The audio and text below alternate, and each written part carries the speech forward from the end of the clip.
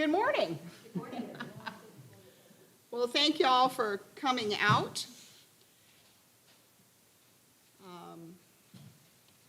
Welcome to the Unitarian Universalist Congregation of Tuscaloosa. This is our last meeting before we take a 4-week break. We will be back the 3rd week of August, so be sure to put that on your calendar and enjoy your little bit of a holiday that you will be getting. Are there any announcements other than that one from the floor? All right. Well, please pause for a minute and allow the prelude to bring you to a place of peace.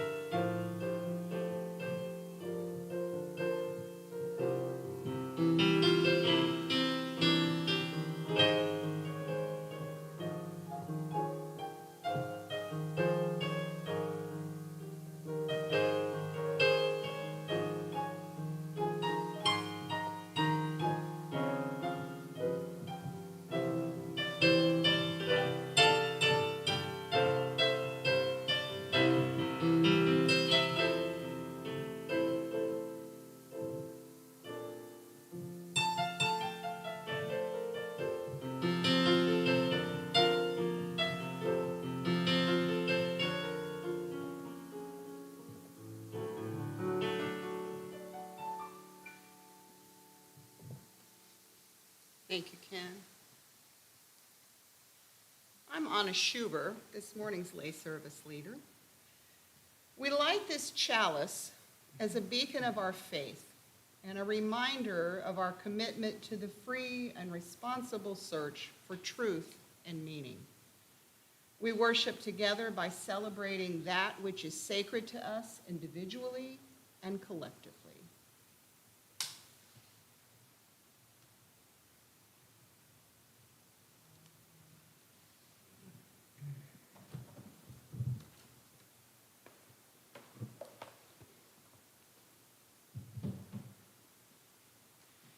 Our words to open this morning are by Katie Romano Griffin. Come, let us enter this space of hope and community. Come, let us enter this space with our sorrows, our joys, our passion, and compassion. Come, let us enter this space with the stories of our ancestors, for their strength and wisdom beats in our hearts. Come into this space, present to the beloved companions who move beside us. Come into this space, mindful that together we are building a future for other generations. Come into this space, and let us worship. Our opening hymn this morning is 338 in the gray hymnal. And I would ask that you rise and sing out, Louise. There's a few of us here, but maybe we can make a sound. So 338.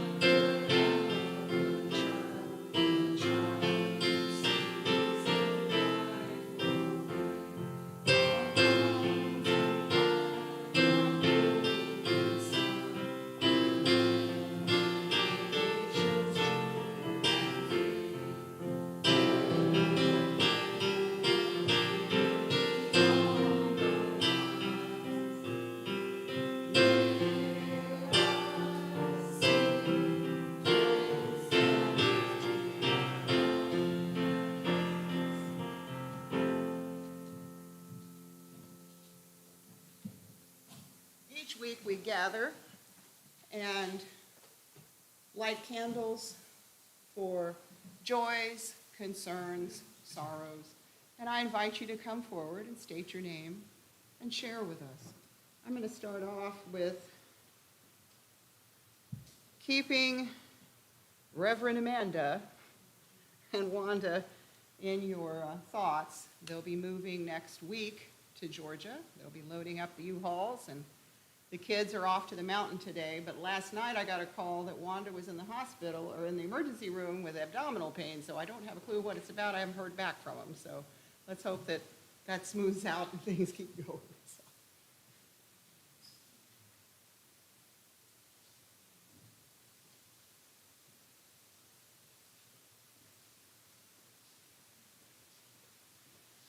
I'm Deb Crocker. We're struggling to get Ron to the airport this morning. My younger daughter was going to drive him, and she went to gas up, and she called us and said, my car won't start. Now, mind you, this is a car that we just picked up on Friday because her other car had been hit by somebody and was totaled, and it took them 3 months to do that, so 3 months we're trying to figure out. So anyway, so there she is at the gas station with a car that won't start, and Ron's got to get to the airport, and I have to be here. So we just said to Ron, you just go to the airport and just park there. That's fine. We'll just have to pay for it. That's fine. Anyway, so Katie is still at the gas station trying to figure out what's wrong with the car. We now think it's the car battery. So they may have just put a clunker battery in there and charged it up enough to get it off the lot. And anyway, so here we are. And of course, we haven't even gotten to the part where the airlines are having trouble with cancellations and getting people where they want to go. I don't even want to hear about that. I just don't.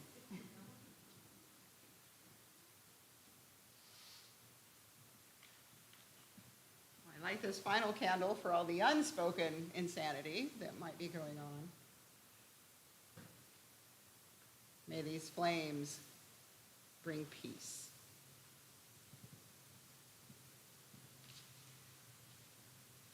All right, our next song is hymn number 90 from all the fret and fever of the day, which we have just talked about. So hymn number 90, please rise and join us.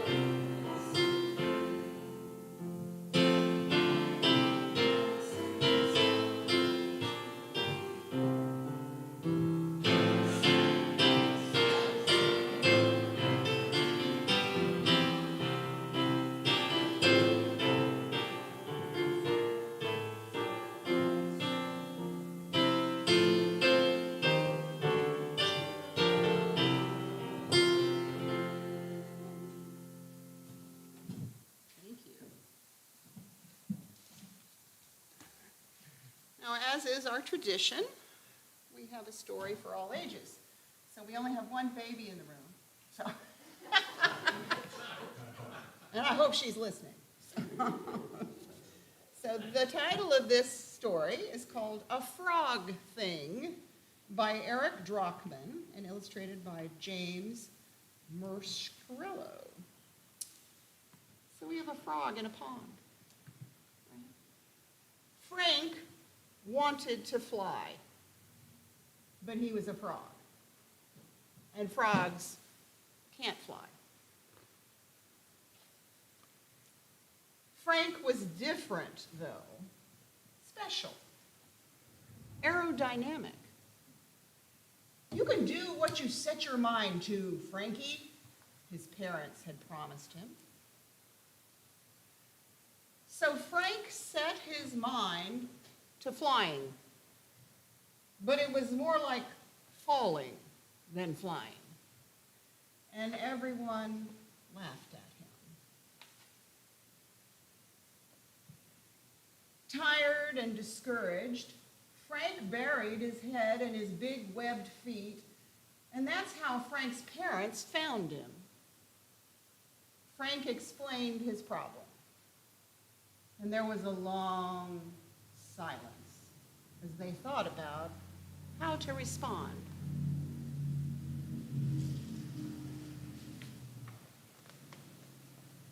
Frankie, started Frank's dad, finally. When we said you could do anything you set your mind to, we meant any frog thing. See, flying is a bird thing. Just like staying underwater forever is a fish thing. Yes, you should find a frog thing, said Mom. But I want to fly. I'm sorry, kiddo, but frogs can't fly, explained Dad. No, agreed Mom. We swim and we hop, but we don't fly. They don't understand, he thought. We understand, they said, and patted Frank's shoulder. But Frank sat in the dark, still sad, but growing more determined. I'll show them, he thought. I'll learn to fly, and I'll fly right over this pond.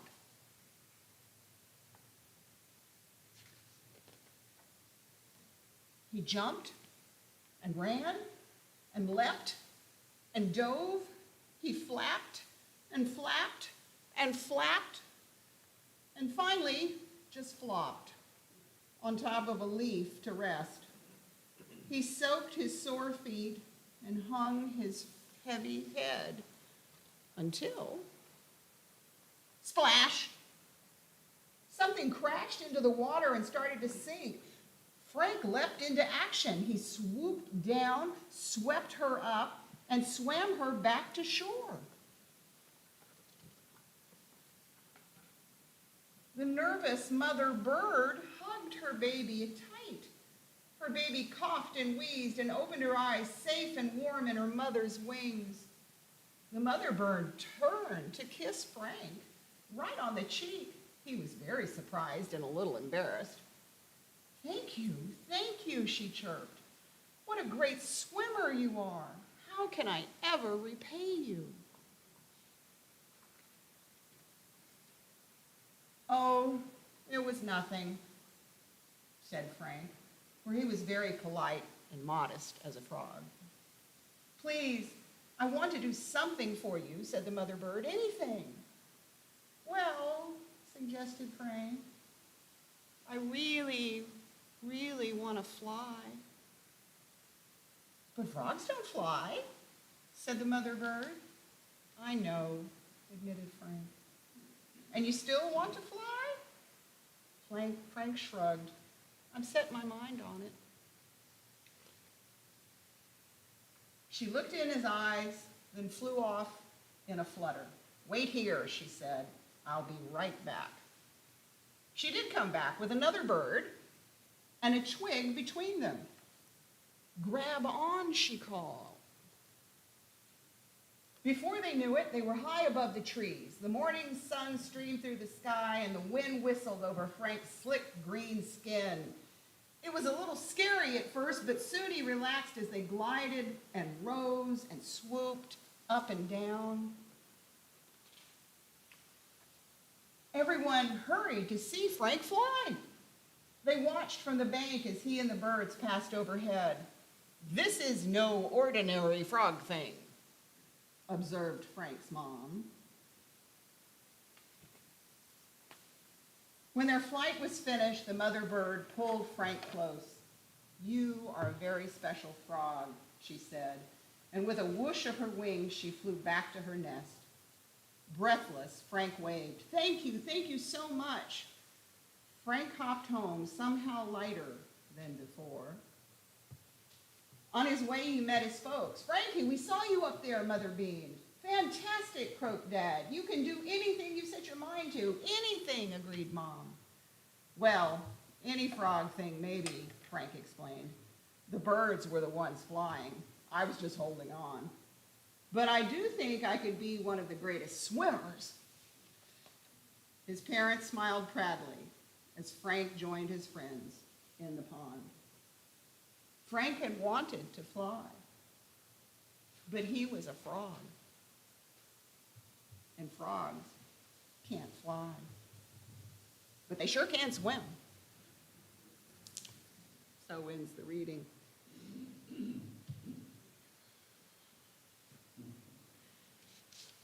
Our offering this morning is to the support of this community and all the good works that it does.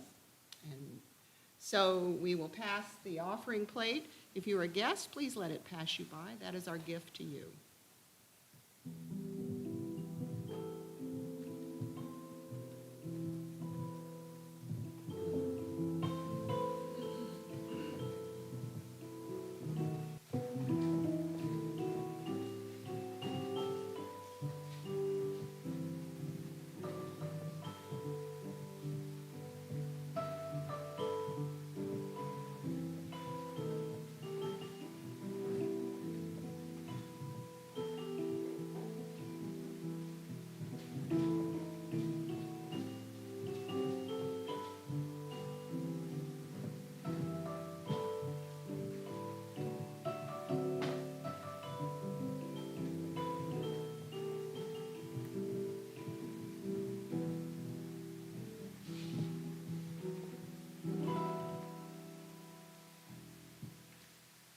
Thank you for those gifts. By the work of our hands and the intentions of our hearts, our love is made real.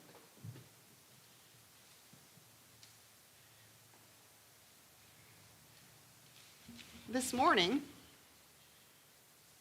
I want to open with a reading called "Why We Tell Stories." Because we used to have leaves on the damp days, our muscles feel a tug, painful now, from when roots pulled us into the ground. And because our children believe they can fly, an instinct retained from when the bones in our arms were shaped like zithers and broke neatly under their feathers. And because before we had lungs, we knew how far it was to the bottom, and we floated open-eyed, like painted scarves through the scenery of dreams. And because we awakened and learned to speak, we sat by the fire in our caves, and because we were poor, we made up a tale about a treasure mountain that would open only for us. And because we were always defeated, we invented impossible riddles only we could solve, monsters only we could kill, women who could love no one else.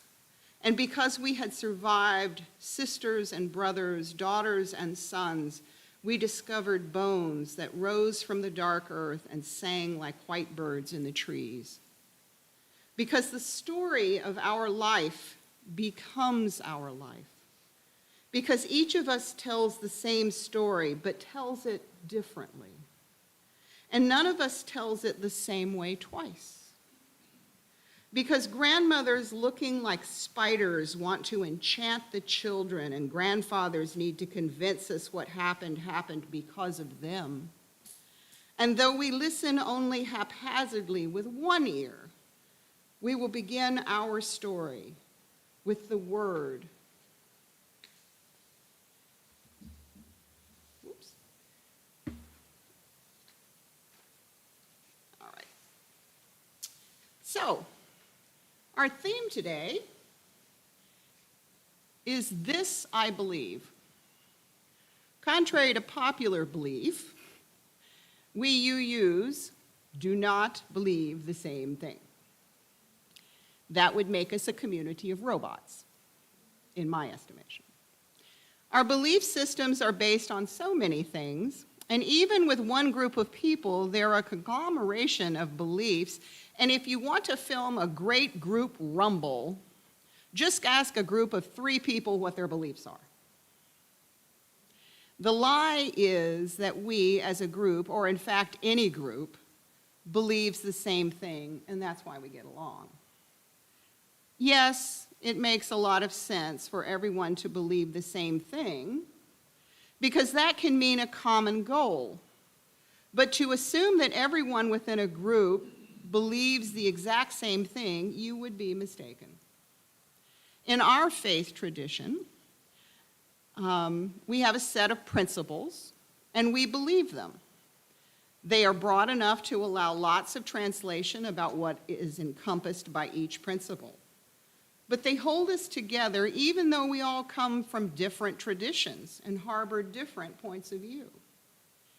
If you've not thought about our principles in a while or are not familiar with them, you should check out the back of our order of service.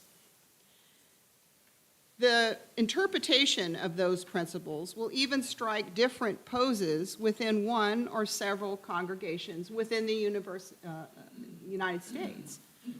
The other reason we are different than other churches, especially here in the South, is that most of us are not born into a UU tradition. We come to it usually as adults. We are lucky, however, because we have an anomaly here in our UU church in Tuscaloosa.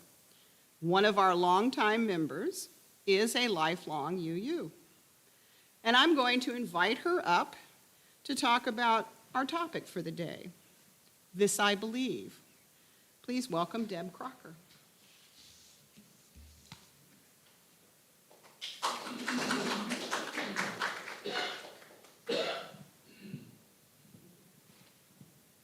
As you were talking about, people believing the same thing, I have always felt that when 3 people believe the same thing, 2 of them are unnecessary, right?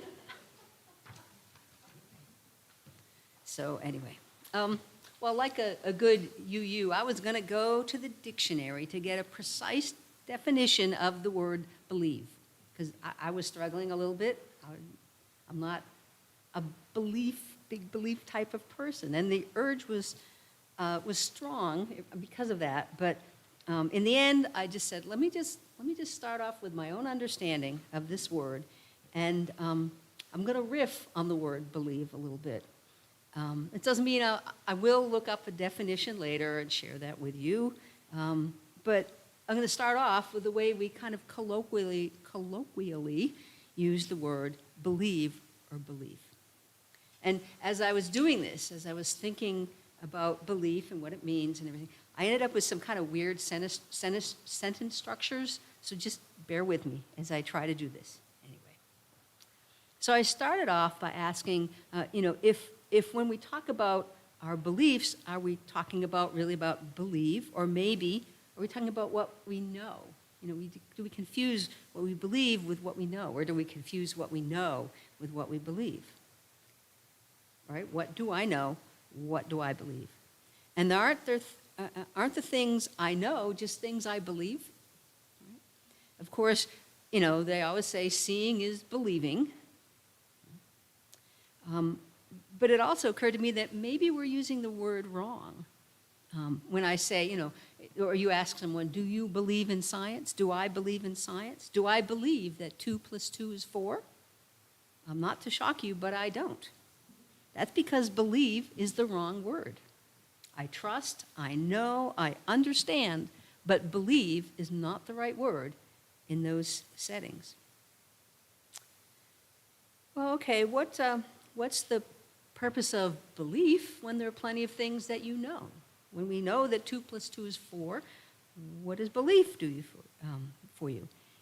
And is it just a feeling that comes on to make you better? That you believe things that make you feel better, that comfort you somehow? And then as I got to that point, I said, why do I have nothing but questions about this belief thing? You notice I've been asking lots of questions so far. And as I was thinking about this, I recalled there are some T-shirts that I don't know if you've seen them on a person or for sale, but it says, "Science is real, whether you believe it or not."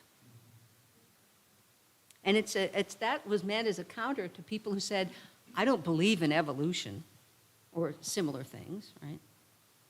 And then as I thought about this, what does the T-shirt mean? It's really pretty obvious. What it's saying is the natural world goes on around us with or without our thoughts or our belief, even without us being here. This natural world goes on.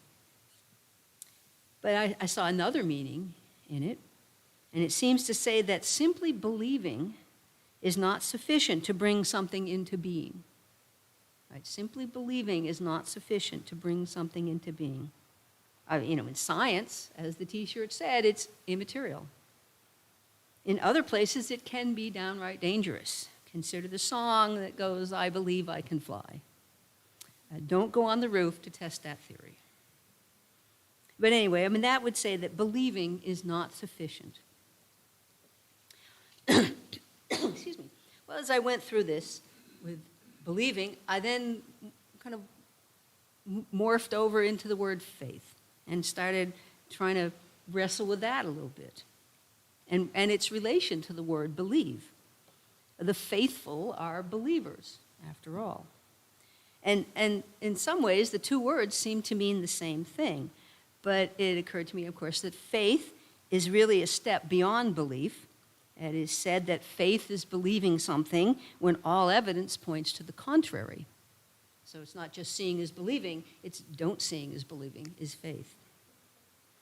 Does that make me actually a person of faith? Because to be sure, there are things I believe in which I see scant evidence of sometimes. Those things may or may not fit the definition of faith, the religious definition of faith, because the things I believe in are not rooted in a supernatural world. And so I would suggest from that requiring the word faith only relate to the supernatural is pretty limiting. So around and around I went with know and believe and faith. Know and believe and faith. Well, then I got wrapped up in the word hope and its relation to the word faith and the word belief. Is faith the belief in something we hope is true? And is hope just another throwaway word, a figure of speech, as in I hope my team wins today, or I hope it doesn't rain? And is it a placeholder for the word wish? But it did seem to me that there can be a deeper and larger meaning to the word hope. Don't worry, I'm not going to go into the word wish. I stopped there. But as I said, I do think there's a deeper meaning, and that hope, or I do in that deeper meaning, hope for many things to become real, to come into being. Right? I hope for many things, and I want them to become real and to come into being. Does that make me a person of faith because I have hope? See, I've gone around and around and again. So then I went, know, believe, faith, hope. Know, believe, faith, hope. Well, that's kind of where I got stuck on riffing on my words. And I went back to kind of me. What do I believe? What do I hope? What do I know? What do I have faith in? And to preface that, then I'm going to say I'm a religious humanist. And this is where I did the definition. I looked up the word humanism so we could, make sure we got that in our mind. So humanism is a philosophical stance that emphasizes the individual and social potential and agency of human beings. It considers human beings as the starting point for serious moral and philosophical inquiry. Being a religious humanist makes me an atheist that goes to church. And this is a type of person I know a lot of people don't understand. Why am I a religious humanist? Well, as Anna said, I grew up a Unitarian. I was born in New England. I went to a Unitarian church, and I do mean Unitarian. I was born into a Unitarian church because I was born before Unitarianism and Universalism joined together. So I was literally born a Unitarian. And the Unitarian church is definitely out of the Protestant religion. I grew up in my church saying the Lord's Prayer, although I think that disappeared from our liturgy about the time when I was 10 or so, somewhere in there. But that's my family tradition. I go to church. And because of that, I believe in the power and utility of ritual. Thus we have my first belief.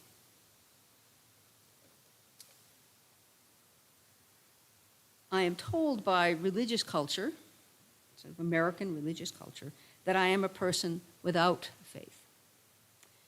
But I think the evidence is strongly to the contrary. I hope and I believe, therefore I have faith.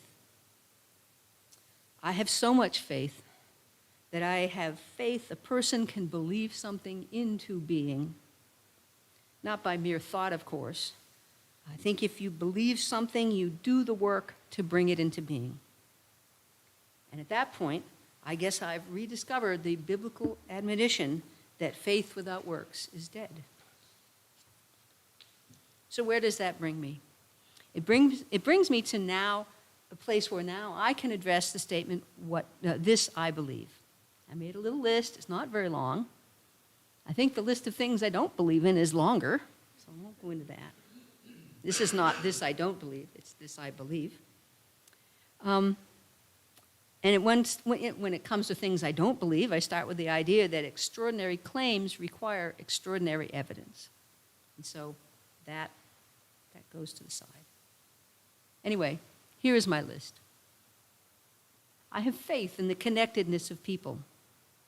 This means that I believe we share common threads of existence and that they draw us closer to one another. I must work that into being. I have faith that people are basically good. This means that I believe people will find peace and equity in living on this earth. I must work that into being. I have faith in humankind. This means I don't believe nor I do require that there be a God. I would say I know this. But more importantly, it means I believe that collectively, we have the capacity to find peace and equity, and that I must work that into being. These beliefs have led me to a belief in grace. Not the unmerited favor or divine salvation that is spoken about in the Bible, but I believe in the kind that comes from our principles. The inherent worth and dignity of every person. That is grace to me. I have faith that everything will turn out okay in the end. This means that if it is not okay, it is not the end. I must keep working towards that. Sometimes I have hope against hope, or I feel like I have hope against hope. That's another thing where I've discovered a biblical principle. Finally, though, I have faith in myself. I believe this means I have the capacity to work for that peace and equity that I seek.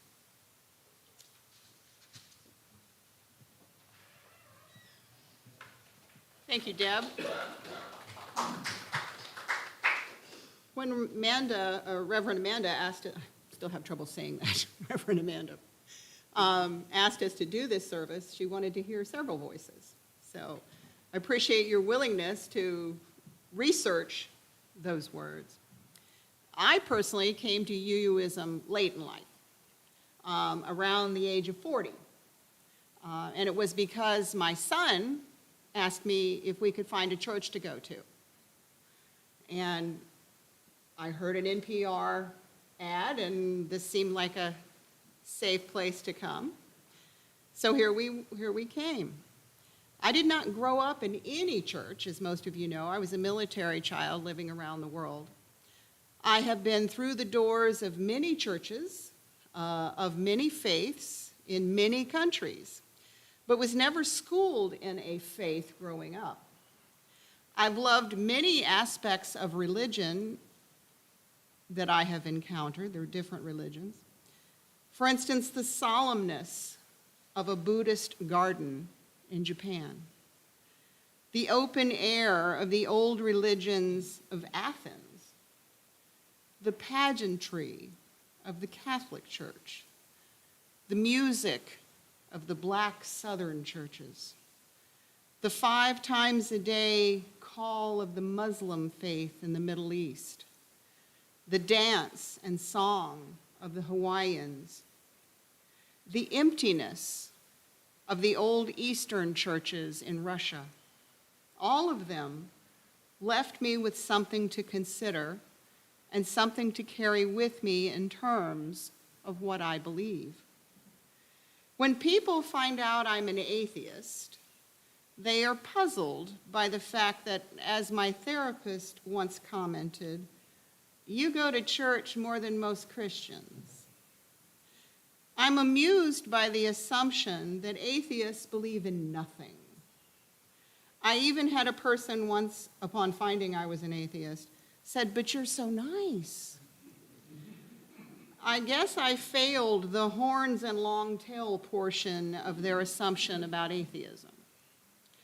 They are usually shocked to understand that I have many beliefs that are similar to theirs. I just don't base them in imaginary people and rules written down by ancient people who were quoting even older oral stories and mixing them up all over a wide range of countries. So what do I believe? I believe in laughter. It is curative. See the world through laughter. I believe in kindness. Not a hard concept. Being kind is not that hard. Smiling is not that hard. Listening to other people's stories and showing interest in who they are is not that hard. I believe the reaction I get back from people when I'm kind to them is well worth my effort to be kind. I believe in, for lack of the better word, magic in nature. I'm constantly in awe of what nature, what Mother Nature, what we call Mother Nature, can do with a sunset, with a bank of clouds, with an ocean or a lake. I love watching animals in their daily lives, and that includes small animals like bees, lizards, and yes, even that snake that invaded my back porch 2 weeks ago. The tornado that took my house 12 years ago was an act of nature in all of its majesty. I did not blame the tornado. In fact, I honored it by naming it and what it could do. I believe in other people and their goodness, like Deb. Not everyone you meet is good or contains goodness, but most do. If you use kindness as an introduction to new people, for the most part, they will respond with kindness back. I talk to everyone I meet, in stores, at the McDonald's drive-up window, on campus, walking on the sidewalk, in doctors' offices, in elevators. I believe in helping. I can't do a lot at the age I am these days, but I can do what I can do. I believe in teaching each other. My daughter keeps telling me that I'm doing retirement wrong because I'm still teaching. But it's something I believe in. It's something I can do to help along the next generation. Someone has to spark their interest in the world around them. And why not me for as long as I can do it? I believe in quiet. Silence and listening is something that we don't often take time to enjoy. It is important since we live in a technological world that is going all the time. Listening to the birds, listening to the insects, the wind, the storm last night, the ocean. a kitten, music of any sort. Just listening to the silence is restorative, and I encourage it. I believe in loving people. My family is small, and we are scattered around the United States and don't see each other. I didn't grow up with lifelong friends and saw my extended family seldom as we traveled. So my family is everyone I encounter. I refer to you as my family because I know you better and longer than I've known most people. The love you show me is felt and keeps me coming back. All these things, I believe. No, they are not written down in a religious book. They get me through the day. They depend on me to take them to heart. Not an imaginary god or goddess or a friary preacher. Just me and my willingness to follow where they lead. I challenge you to pause today and think about what it is that you believe and why. Like our friend in the children's story, believing in yourself will take you far, and who knows, you might be able to just fly, even if you are a frog. Your words will tell others what you think. Your actions will show them what you believe. I believe every inch of America is sacred. From sea to shining sea. I believe we make it holy by who we welcome and by how we relate to each other.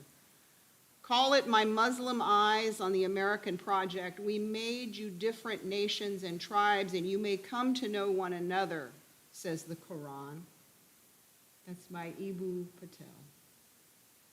When we are engaged in acts of love, we humans are at our best and more resilient.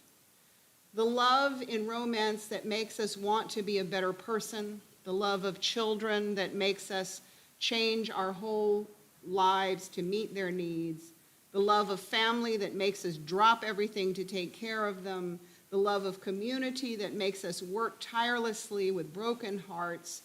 If love were the central practice of a new generation of organizers and spiritual leaders, it would have a massive impact. If the goal was to increase the love rather than winning or dominating a constant opponent, I think we could actually imagine liberation from constant oppression. We would suddenly be seeing everything we do, everyone we meet, not through the tactical eyes of war, but through eyes of love. We would see that there's no such thing as a blank canvas, an empty land, or a new idea, but everywhere there is complex, ancient, fertile ground full of potential. We would understand that the strength of our movement is not the strength of our relationships, which could only be measured by their depth. That's by Adrienne Brown. Thank you. We extinguish this chalice, but not the flame that burns in our heart as we leave and carry it out into the world. Our benediction is by Gretchen Haley. As we part, do not fail to be surprised by the catching of your breath, the quickening of your heart, the fullness of your eyes, wide and suddenly awake. The world is filled with wonder. Be ready. Be born anew. Do not fail to notice.